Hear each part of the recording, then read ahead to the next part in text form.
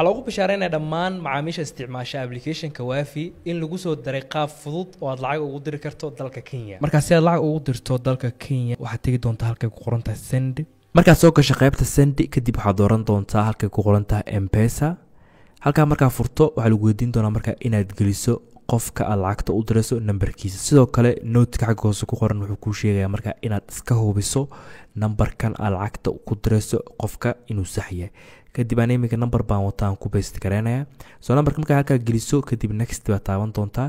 kabacdina waxa lagu weydiin doonaa marka inaad doorato wallet-ka aad doonaysid marka inaad lacagta ka dirto. for example iminka kaas baan dooranaya aniga. kadib marka halkan timaado waxa lagu weydiin doonaa marka inaad marka hore iska eegto qofka lacagta u dirayso receiver-ka xogtiisa inay sax tahay. marka ku qanacday kadib waxa sameyn doontaa inaad geliso lacagta u dirayso.